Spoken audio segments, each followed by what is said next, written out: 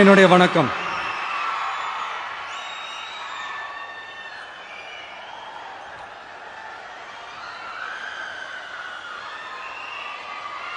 ஒரு மனுஷன் லைஃப்ல எவ்வளவு பெரிய ஒரு உயரத்துக்கு போனாலும் மனசளவுல சில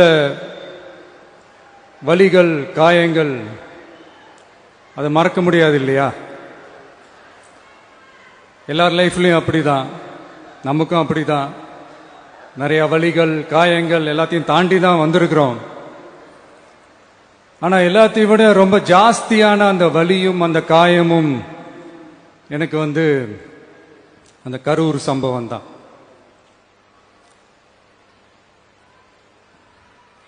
மக்களை சந்திக்கணும், மக்கள் பிரச்சனைகளை எடுத்து பேசணும். அதுக்காக தான் அந்த மக்கள் சந்திப்பு பயணத்தை தொடங்கி திருச்சி, அரியலூர், நாகப்பட்டினம், திருவாரூர், நாமக்கல், கரூர் அப்படின்னு சொல்லிட்டு போயிட்டு இருந்தோம். அரியலூர்ல அந்த மீட்டிங் முடிச்சுட்டு பெரம்பலூர் போறதுக்கு முன்னாடி அந்த பெரம்பலூர் போலீஸ் எங்களை அலர்ட் பண்ணாங்க.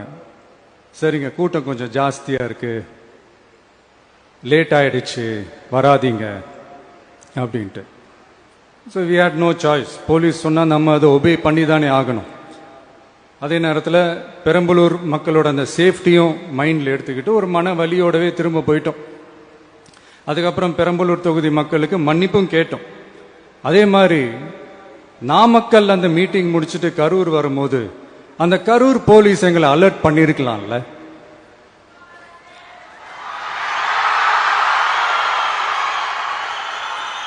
இல்லை சார், இங்க எதிர்பார்த்ததை விட கொஞ்சம் கூட்டம் அதிகமாக இருக்கு, கண்ட்ரோல் பண்ண முடியல, வராதீங்க. அண்ட் போலீஸ் நினைச்சா அவங்க அந்த மீட்டிங்கே கேன்சல் பண்ணலாம். ஏதோ தப்பா இருக்கு, ஏதோ தப்பா தோணுது அப்படின்னு நினைச்சிட்டாலே they have all the rights to cancel the meeting. எங்ககிட்ட கேட்கணும்லாம் ஒன்றும் அவசியமே கிடையாது. ஆனா அதையெல்லாம் எதுவுமே செய்யாம அந்த ஹைவேல இருந்த அந்த ஸ்பாட்டுக்கு போலீஸே எங்களை உள்ள கூட்டிட்டு வந்து விட்டு அந்த நாடகம்லாம் இருக்கு பாருங்க.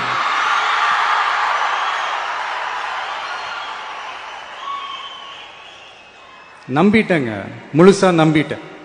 அன்னைக்கு இருந்த அந்த கரூர் போலீஸ் பேசும்போது தேங்க்ஸ்லாம் சொன்னேன் அவங்களுக்கு. எனக்கு தெரியாது இப்படி ஒரு நாடகம் நடக்கும்.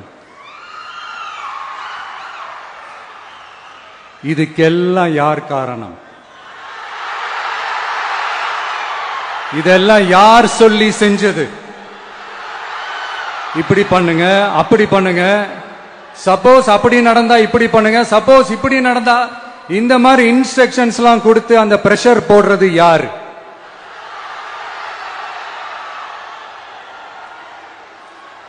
அந்த சம்பவத்தில் நம்ம யாரெல்லாம் இழந்திருக்கோம் தெரியுமா? ஒரு டிவியில என் படமோ பாட்டோ வந்துச்சுன்னா, அம்மா விஜய் மாமா, அம்மா விஜய் மாமா அப்படின்னு சொல்லி அவங்க அம்மா கிட்ட சிரிச்சுக்கிட்டு அந்த டிவி ஸ்கிரீனை போய் தொட்டு முத்தம் கொடுத்துக்கிட்டு, என் அக்கா தங்கச்சிங்களோட தங்க பிள்ளைகளை இழந்திருக்கோம்யா. மழலை கூட சரியா வராதப்போ ஒரு பேப்பர் மேகசின்ல என் போட்டோவை பார்த்தா அதை சிரிச்சுக்கிட்டு அந்த கள்ளங்கபடம் இல்லாத அந்த சிரிப்பு, அந்த கடவுள் மாதிரி இருக்கிற அந்த பச்சை பிள்ளைங்களை இழந்திருக்கோம்யா. என் அக்கா, தங்கச்சி, அண்ணன், தம்பி, குடும்ப உறவுகளை இழந்து அந்த வலியோட இருக்கிற என்ன நீங்க ஏளனமா பேசுறீங்களா? என் மேல பழிய தூக்கி போடுறீங்களா? இப்படி ஒரு சம்பவம் நடந்துருச்சு. இது ஏன், எதனால, அதுக்கான பின்னணி என்னன்ட்டு அந்த வலியோட வீட்டுல உட்கார்ந்துட்டு இருக்கிற ஓடி ஒளிஞ்சிட்டான்னு வர சொல்றீங்களா? வாயின்னு முன்ன இருந்தா என்ன வேணாலும் பேசுவீங்களா?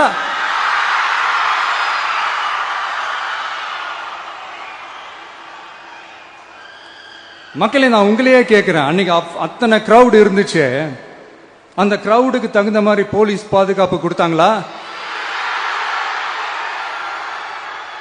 இந்த இடத்தை எடுத்துக்க சொல்லி நாங்க தான் சொன்னோம்னு ஒரு போலீஸ் ஆபீசர் பேட்டி கொடுக்கிறாரு. அதுக்கு என்ன அர்த்தம்?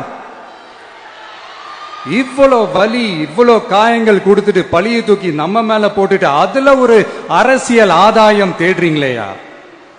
இதுல வாய் கூசாம சட்டசபையில ஸ்டாலின் சார் நம்ம மேல திருப்பி விட்டு அங்க ஒரு அரசியல் செய்யறாரு. அதுக்கு என்ன அர்த்தம்? நமக்காக வந்திருக்கிற மக்களை காக்க வைக்கிறதுக்கு நாம் ஒன்னும் ஆதாயம் தேடுற அரசியல்வாதி எல்லாம் கிடையாது. மக்களுக்காக அரசியலுக்கு வந்தவன் இந்த விஜய்.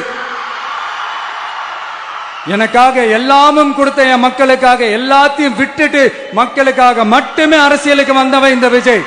அவங்களுக்காக நன்றி கடன் செலுத்துறதுக்காக மட்டுமே அரசியலுக்கு வந்தவன் இந்த விஜய். உங்களுக்கு தான் இந்த விஜயை பத்தி நல்லா தெரியுமே. ஆனா நம்ம எல்லாருக்குமே இத்தனை வலிகள் காயங்கள் கொடுத்தவங்களுக்கு இந்த 2026 தேர்தலில் தக்க பதிலடி கொடுத்துட்டீங்க. ஆனா அது மட்டுமே பத்தாது மக்களே, அது மட்டுமே பத்தாது. காலகாலத்துக்கும் எழுந்திருக்கவே முடியாத அளவுக்கு நிரந்தரமான ஒரு பதிலடியை நீங்க கொடுத்துக்கிட்டே இருக்கணும்.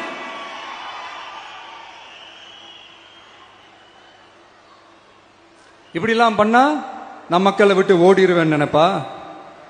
யார் என்ன ஓடினாலும் நான் மக்களை விட்டு எல்லாம் ஓட மாட்டேன். அன்னைக்கும் சொன்னேன், இன்னைக்கும் சொல்றேன், நாளைக்கும் சொல்றேன், தில்லா சொல்லுவேன், கெத்தா சொல்லுவேன். பணமா ஜனமா அப்படின்னு கேட்டா என் ஜனம் தான் எனக்கு முக்கியம்.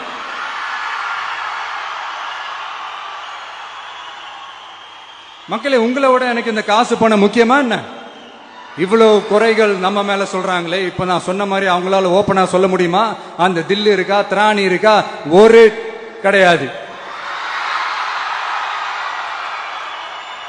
ஆனா நம்ம மக்கள் அமைச்சு கொடுத்த நம்ம அரச குறைகள் மட்டும் டிசைனா மாடலா குறைகள் மட்டும் சொல்லுவாங்க. ஒவ்வொரு டிபார்ட்மெண்ட்லயும் அந்த பார்ட்டி ஃபண்ட்,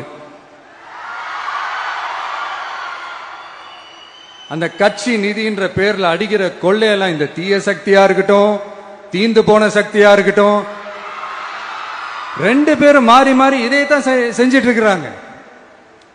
இதுல ஒரு ஹைலைட் காமெடி என்னன்னா, சட்டசபையில பேசும்போது பார்ட்டி ஃபண்டுன்னு தான் சொன்னேன். அது எந்த பார்ட்டி, என்ன ஃபண்டு, யாரு, என்ன பேரு எதுவுமே சொல்ல. பார்ட்டி ஃபண்டுன்னு சொன்னவன எடுத்தாங்க பாருங்க ஒரு ஓட்டம். எனக்கே ஃபர்ஸ்ட் புரியல, ஏன்பா ஓடுறாங்க? அப்படி என்ன நம்ம சொல்லிவிட்டோம்? அதான் அந்த குற்றம் உள்ள நெஞ்சுக்கு தான் குறுகுறேங்கும். இது எப்படி இருக்கு தெரியுமா? எங்க அப்பா பீரோக்குள்ள இல்ல, எங்க அப்பா பீரோக்குள்ள இல்ல அப்படின்னு சொல்ற மாதிரி. ஐயோ, ஏன் கேக்குறீங்க? இவங்களோட செம்ம கூத்தா இருக்குங்க, செம்ம ஃபன்னா இருக்கு. சென்னையில ஒரு பாலம் கட்டுறதுக்காக நார்மலா ஆகிற செலவை விட அதிக செலவில், கிட்டத்தட்ட டபுள் மடங்கு செலவில் ஒரு டெண்டர் ஒன்று விட்டுருக்குறாங்க. அதையெல்லாம் தோண்டி எடுத்து அதெல்லாம் இப்போ கண்டுபிடிச்சு கேன்சல் பண்ணியிருக்கிறோம். இன்னும் எத்தனை கோடி ஊழல், எத்தனை லட்சம் கூடல் தோண்ட வருமோ எங்களுக்கே தெரியல. ஒவ்வொரு முகமுடியா கிழியுது. ஐயோ, இந்த விஜய் ஒவ்வொரு கதையா எடுத்து வெளியில விட்டுருவான் போலேன்ட்டு திரும்புற பக்கம்லாம் கதறல் கதறல் கதறல், காதல் இருந்து ரத்தம் வராத குறை. ஆமா, இப்படி ஊழல் ஊறி போனவங்க இப்படிதான் இருப்பாங்க. இந்த 50-55 நாட்கள்ல அங்க செஞ்ச சில விஷயங்கள்லாம் சட்டசபையிலே எடுத்து சொன்னேன். பட் இங்க ஒரு சில விஷயங்கள் சொல்லணும்னு நினைக்கிறேன். இந்த மின்சாரத்துறையில இதுக்கு முன்னாடி போட முடியாம இருந்த அந்த பதவி உயர்வை இப்பதான் எங்களால போட முடிஞ்சது. அதுக்காக ஒரு அக்கா அழுதுகிட்டே ஒரு நன்றி சொன்னாங்களே, அதெல்லாம் உங்க கண்ணில் படாது அந்த வீடியோலாம், குறை சொல்றவங்களுக்கு. அடுத்து லஞ்சம்லாம் ஒழிக்க முடியாது, ஊழல்லாம் ஒழிக்க முடியாது, அதெல்லாம் பிளட்டிலேயே ஊறி போய் இருக்கு அப்படின்னு சொன்னவங்க போய் ஒவ்வொரு கவர்மெண்ட் ஆபீஸா பாருங்க. ஒரு பைசா லஞ்சம் இல்ல, ஒரு பைசா ஊழல் இல்ல, வேலையெல்லாம் சும்மா டக்கு டக்கு டக்கு நடக்குது. ஒரு பெரியவர் ஒருத்தர் சொல்றாரு, தம்பி வேலையெல்லாம் நடக்குது, ஆனா அதையும் தாண்டி எங்களுக்கு மரியாதை கொடுக்கறாங்க தம்பி, உட்கார வச்சுலாம் பேசுறாங்க. இதெல்லாம் இதுக்கு முன்னாடி நடந்ததே இல்ல. அவனை போய் பாரு, இவனை போய் பாரு, இந்த ஆபீசரை போய் பாருன்னு சொல்லி அலைய விடுவாங்க. இப்ப லஞ்சம் இல்ல, ஊழல் இல்ல, வேலையெல்லாம் உடனே நடக்குது. மக்கள் அப்படி ஒரு பெருமூச்சு ஒண்ணு விடுறாங்க. அதை பார்த்து நமக்கு அப்படி ஒரு ஹாப்பினஸ். இதுக்கு மேல என்ன வேணும்? ஏன் இதெல்லாம் பண்ண முடியாது? மனசுன்னு ஒண்ணு இருந்தா பண்ணலாம். இப்ப பண்ணல. அதே மாதிரி இந்த LNT நிறுவனத்தோட 18,000 600 crore 3 திட்டங்கள் அந்த ஒப்பந்தம் அந்த கையெழுத்து போட்டிருக்கிறோம். கிட்டத்தட்ட 8200 பேருக்கு வேலை வாய்ப்பு. நான் சொல்றது அந்த 3 மாவட்டத்தை சேர்ந்தவங்களுக்கே அவ்வளவு வேலை வாய்ப்பு. குறுவை சாகுபடிக்காக 134 கோடியில் அந்த சிறப்பு தொகுப்பு திட்டம் அறிவிச்சிருக்கிறோம் நம்ம விவசாயிகளுக்காக. இப்பவும் சொல்றேன், நம்ம விவசாய பெருமக்களே, உங்களோட இந்த அரசு கூடவே நிற்கும். பெண்கள் பாதுகாப்புக்காக சிங்கப்பெண் அதிரடி படை, அது உங்களுக்கு நல்லா முன்னாடியே தெரியும். வரப்போற அறிஞர் அண்ணா அவர்களுடைய பிறந்த நாள்ல உங்க அண்ணனுடைய அரசுல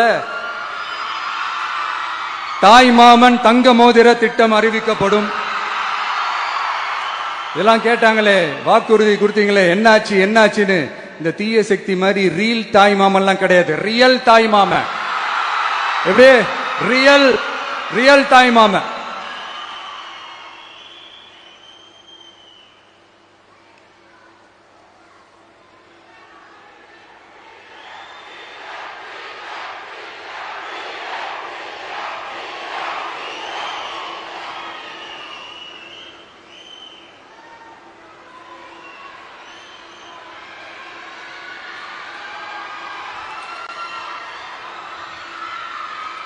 இந்த தீய சக்தியை பத்தி, அவங்க நிர்வாகத்தை பத்தி ஒரு வெள்ளை அறிக்கையை ஒன்று வெளியிட்டோம்ல, அது ஷார்ட் அண்ட் ஸ்வீட்டா சொல்லணும்னா, ஒரு ஓட்ட பாத்திரத்துக்குள்ள தண்ணி ஊத்திக்கிட்டே இருந்திருக்கிறாங்க. பாத்திரம் எம்டியாவே இருந்திருக்கு, ஆனா ஊத்தின தண்ணி தான் எங்க போச்சுன்னு தெரியல. கடவுளுக்கு தான் வெளிச்சம்.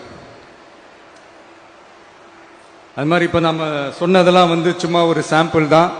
இன்னும் வரப்போற நாட்கள்ல உங்க அரசனுடைய அந்த விஸ்வரூபத்தை நீங்க பாப்பீங்க. அடுத்து வாயத் தொடங்க சிஎம். அடாடா, உங்க சிஎம் நெஞ்சிலேயே குத்திட்டு வந்தீங்க பாருங்க, அதெல்லாம் வேற லெவல். பேசுங்க பேசுங்கன்றீங்க, பேசுனா எந்திரிச்சு ஓடிடுறீங்க. இனிமே பேச ஆரம்பிக்கிறதுக்கு முன்னாடி என்ன பண்ணணும் அப்படின்னா, ஒரு நண்பர் ஒருத்தர் சொன்னார், மாண்புமிகு பேரவைத் தலைவர் அவர்களே எல்லா டோரையும் இழுத்து லாக் பண்ணுங்க அப்படின்னு சொல்லிட்டு தான் பேச்ச ஆரம்பிக்கணும் போல் இருக்கு. ஏன்னா பேசிட்டு இருக்கும் போது எந்திரிச்சு ஓடிடுறாங்க. 5 நிமிஷம் பேசினதுக்கே குளத்தூர்ல கொத்து பரோட்டா போட்டாங்க. இதுக்கு மேல பேசினா மொத்தமா முடிஞ்சிடும், பாத்துக்கங்க. நாம அரசியல் பேசினா விஜயெல்லாம் அரசியல் பேசலாமா அப்படிங்கிறது. சரிப்பா, நமக்கு எதுக்கு வம்பு, நம்ம பாட்டுக்கு நம்ம வேலையை பார்ப்போம், எதுக்கு அவங்கள பத்தி பேசிக்கிட்டு அப்படின்னு இருந்தா விஜய்க்கு அரசியலே பேச தெரில அப்படிங்கிறது. இப்படியே மாறி மாறி மேகதாது அணையை பத்தி என்ன தெரியும், விஜய் அதை பத்தி பேசல. இப்படி நம்ம அரசியலுக்கு வந்ததுலேருந்தே ஒரு கூட்டம் குறை மேல குறையா சொல்லிக்கிட்டு, பாட்டுக்கு பாட்டு கச்சேரி எங்களுக்கும் பண்ண தெரியும், பண்ணலாமா? இந்த மேகதாது அணை சம்பந்தமான அந்த வழக்குல தமிழ்நாட்டோட பெட்டிஷனை சுப்ரீம் கோர்ட் எப்போ ரிஜெக்ட் பண்ணுச்சு? அப்ப யார் ஆட்சியில் இருந்தா? ஏன் ஒழுங்கா வாதாடல? நீங்க ஒழுங்கா வாதாடி இருந்தீங்கன்னா அதை ரிஜெக்ட் பண்ணியிருக்க மாட்டாங்கல்ல. ஏன் ஸ்டாலின் சார் வேணும்னே விட்டுட்டாரா? ஏன் இப்படிலாம் கேள்வி கேட்கலாமா? இப்படிலாம் கேள்வி கேட்டாதான் மேகதாது அணையை பத்தி பேசினதா அர்த்தமா? ஏன் அந்த ஸ்டேட் சிஎம் பேசுறாரு, நீங்க ஏன் பேசல? அப்படின்னா நம்ம ஸ்டேட்டோட உரிமையை எங்க நிலைநிறுத்தணுமோ அதுக்காக வேலை பார்க்கறது மட்டும்தான் முக்கியம். சும்மா சவால் விட்டுக்கிட்டு சீண்டி பார், நான் யார் தெரியுமா, தொட்டு பார், இப்படிலாம் பேசிக்கிட்டு இருந்தா வேலைக்கு ஆகாது. சும்மா பேசி பேசி பிரச்சனையை வளர்த்துக்கிட்டு யார் மேலே அது பழிய தூக்கி போட்டுட்டு அப்புறம் மக்களை அம்போன்னு தெருவில் விட்டுட்டு இப்படிதான் ஒரு அரசியல் பண்ணணும்னா அந்த அரசியல் நமக்கு தேவையும் இல்லை, அதை நம்ம செய்யவும் போறதில்லை. Talk less work more mode தான், அதுதான் நம்ம பாலிசியே. அதனாலதான் சட்டசபையில் அந்த அரசினர் தீர்மானம்னு சொல்லி ஒன்று கொண்டு வந்தோம். அது எப்படி டு டேக் இட் ஃபார்வர்ட், எப்படி கொண்டு போகணுமோ அதை சரியா செய்வோம். சென்ட்ரல் கவர்மெண்ட்லேருந்து அந்த டீலிமிட்டேஷனை திரும்ப கொண்டு வர போறதா ஒரு பேச்சு ஒன்று அடிபடுது. யார் என்ன டீலிமிட்டேஷன் கொண்டு வந்தாலும் தமிழ்நாடு அது ஒத்துக்காது. நமக்கான இடத்தை யாரும் பறிக்கவும் முடியாது, அது பறிக்கவும் விட மாட்டோம். இப்படி நாம இருக்கும் போது இந்த தீய சக்தி திமுக எங்க போய் நிக்குது, யார் கதவை தட்டிக்கிட்டு நிக்குது, அது உங்களுக்கே நல்லா தெரியும். மக்களே, இந்த தீய சக்தியும் தீந்து போன சக்தியும் வேற வேறலாம் இல்ல, கூட்டு களவாணிங்க. சொல்ல முடியுமா அவங்களால? எங்களுக்குள்ள ஒட்டும் இல்லை, உறவும் இல்லை, அறிவிக்க முடியுமா? நிரூபிக்க முடியுமா? இந்த வரப்போற இடைத்தேர்தல் அதை நிரூபிச்சு காட்டுங்க, அப்புறமா பேசுங்க. மக்களை, என் மனசை விட்டு கரூர் எப்பவும் நீங்கவே நீங்காது. நமக்கு ஏற்பட்ட வேதனையான சம்பவத்தை, நமக்கு எதிராக நடந்த சதிய சூழ்ச்சிய இனி வர்ற ஜெனரேஷனும் அவங்களுக்கு தெரியப்படுத்தணும்ல. அதுக்காகவே இனி ஒரு அரசியல் சதிய, அரசியல் சூழ்ச்சிய யாரும் யோசிக்கவே கூடாதுன்றதுக்காகவே கரூர்ல ஒரு நினைவு சின்னத்தை நம்ம டிவிகே சார்பா அமைக்கப்படும் அப்படின்றத அறிவிக்கிறோம். அப்புறம் கரூர்ல இருந்து ஒட்டுமொத்த தமிழ்நாட்டு மக்களுக்கும் சொல்றேன், உங்க டிவிக்கு அரசு உங்களுக்காகத்தான் உழைக்கும். அடிப்படை வசதிகளை முதல்ல நிறைவேற்றணும். ஒரு பக்கம் நிதி நிலைமையை சரி செஞ்சுக்கிட்டே, இன்னொரு பக்கம் அப்படியே நாம சொன்னதுல பிரையாரிட்டி பார்த்து ஒவ்வொன்னா படிப்படியா நிறைவேற்ற ட்ரை பண்ணுவோம். இது எப்பவும் உங்களுக்கான அரசா தான் இருக்கும். இந்த விஜய் உங்க விஜயா தான் இருப்பான். நீங்க உரிமையோட உங்க கவர்மெண்ட்டை நீங்க அணுகலாம். இந்த தீய சக்தி ஆட்சி முடிஞ்சு பொட்டிக்குள்ள போனதுல இருந்து என்னென்னமோ பண்றாங்க, இது ஏதோ பேசுறாங்க, சோஃபாங்கிறாங்க, வாஷிங் மெஷினுங்கிறாங்க. இந்த அரசியல் வியாபாரம் பண்றதுக்கான அந்த வெண்டிங் மெஷினே அவங்க தான். யாரு? இந்த திமுக. இதுல நம்மளை பார்த்து வாஷிங் மெஷினுங்கிறாங்க. எலெக்ஷன்ல ஓட்டுக்கு காசு கொடுக்கிற அந்த கலாச்சாரத்தை, அந்த கல்ச்சரை அடிச்சு நொறுக்கி இருக்கிறோம். எலெக்ஷன்லயே அப்படி வேலை பார்த்த நாம, நமக்கு எதுக்கு இந்த குதிரை, கழுத, ஒட்டக பேரம் எல்லாம்? மக்களின் பக்கம். அப்படி இருக்கும்போது நமக்கு எதுக்கு இந்த பேரம் எல்லாம்? இந்த திருட்டு திமுக ஆட்சியை வச்சுக்கிட்டு ஊரடிச்சு ஒலையில போட்டு இந்த கொள்ளையை அடிச்சதுனாலதான் உங்க கரூர் கம்பெனி ஓனர் ஒருத்தர் எங்க எங்க இருக்காருன்னே தெரியாம ஓட்டு ஓட்டு ஓட்டு ஓட்டு ஓட்டு ஓட்டு ஓட்டு ஓட்டு வராம் பாரு வேட்டக்காரன் ஓடினே இருக்கிறாரு. இன்னொருத்தர் ஃபாரின்ல போய் ஒளிஞ்சுக்கிட்டாரு. ஃபாரின் ஸ்டாலின் சார் நினைச்சிட போறீங்க, அவர் இல்ல. எனக்கு எப்பவுமே ஸ்டாலின் சார் மேல ஒரு தனி பாசம் ஒண்ணு உண்டு. அவர் கிடையாது, இவர் வேற. சிங்கப்பூருக்கு செக்கப்புக்கு போனார்ல அவரு.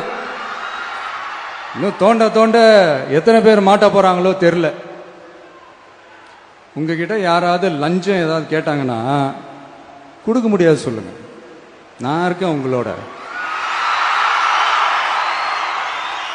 அப்படியே யாராவது ஃபோர்ஸ் பண்ணாங்கன்னா, இது எங்க மகன், எங்க புள்ள, எங்க அண்ணன், எங்க தம்பி, எங்க விஜய், எங்க விஜயோட ஆட்சின்னு ஸ்ட்ராங்கா சொல்லுங்க. மக்களை, நீங்க கூட இருக்கும் போது லஞ்ச ஊழல் மட்டும் இல்ல, அதிகாரத்தை வச்சு ஆட்டம் போடுற யாரா இருந்தாலும் அடங்கிடுவாங்க. இந்த கடமை, கண்ணியம், கட்டுப்பாடுன்ட்டு ஒரு காலத்துல கொள்கையோடு இருந்த கட்சியெல்லாம் இன்னைக்கு எப்படி இருக்கான்னு உங்களுக்கே தெரியும். அதாவது இந்த டிவிகே கட்சியோட தலைவரை எதிர்க்கிறதுல ஒரு நியாயம் இருக்கு. ஏன்னா உங்க பொழப்புல மண்ணள்ளி போட்டான். என்ன, இந்த ஊழல் லஞ்சம்லாம் பண்ண மாட்டேன்னு சொல்லி உங்க அரசியலை ஒரு தெருமுனைக்கு கொண்டாந்து விட்டான். மக்கள் வேற அவனை தான் நம்புறாங்க. சோ இந்த விஜயை எதிர்க்கிறதுல ஒரு அரசியல் நியாயம் இருக்குது, அது புரிஞ்சுக்கலாம். ஆனா இன்னைக்கு இந்த விஜய மக்கள் ஓட்டு போட்டு ஜெயிக்க வச்சு ஒரு தீர்ப்பை கொடுத்து மக்களுக்காக வேலை செய்யறதுக்காக முதலமைச்சரா உட்கார வச்சிருக்கிறாங்க. என்னமோ இன்னமும் நீங்க தான் ஆட்சியில் இருக்கிற மாதிரி. விஜய் கரூருக்கெல்லாம் போக கூடாது, விஜய் இங்க போக கூடாது, அது செய்யக்கூடாது, இது செய்யக்கூடாதுன்னு எனக்கு புரியலையே. ஆட்சியில் இருக்கும் போது தான் இவ்வளவு கட்டுப்பாடெல்லாம் போட்டீங்க, SOPs எல்லாம் போட்டீங்க, ஸ்டாலின் சார் ஆபரேட்டிங் ப்ரொசீஜர்லாம் போட்டீங்க. இப்போ அதே பண்ணிட்டு இருந்தீங்கன்னா என்ன சார் நியாயம்? இல்ல, நான் தெரியாம தான் கேட்கிறேன். இன்னும் கனவுலயே இருக்கிறீங்களா? முதல்ல முழிச்சு வாங்க, ரியாலிட்டிக்கு வாங்க. உங்க ஆட்சியெல்லாம் வீட்டுக்கு போய் டிவிக்கேன்னு ஒரு ஆட்சி வந்து ரொம்ப நாள் ஆச்சு. ஒழுங்கா படி, ஒழுங்கா படி என்று சுப்ரீம் கோர்ட் ஓங்கி மண்டேலியே நறுக்கு நறுக்கு நறுக்கு என்று செம்மட்டியாலே அடிச்சும் இந்த திமுக முழிச்சிக்கல அப்படின்னா அப்ப கொஞ்சம் கஷ்டம்தான். வெற்றி தோல்வியெல்லாம் அரசியல சகஜம் சார். அதுக்காகலாம் வெறி பிடிச்சி இந்த பதவி வெறி பிடிச்செல்லாம் அலைய தேவையில்லை. நல்ல விதமாவே சொல்றேன், நியாயமான அரசியல் பண்ணுங்க. ஓ, அதுதான் உங்களுக்கு தெரியாதுல்ல. இந்த தீய சக்தி திருத்தவும் முடியாது, அவங்களா திருந்துவாங்கன்னு பார்த்தா அதுவும் நடக்க போறதில்ல. அதனால வரப்போற இடைத்தேர்தல மக்களே, இந்த தீய சக்தி திமுகவை நல்லா வெச்சு வெளுத்து விடுங்க. கான்பிடண்டா இருங்க மக்களே, நல்லதே நடக்கும், வெற்றி நிச்சயம். மீண்டும் சந்திக்கும் வரை நன்றி, வணக்கம்.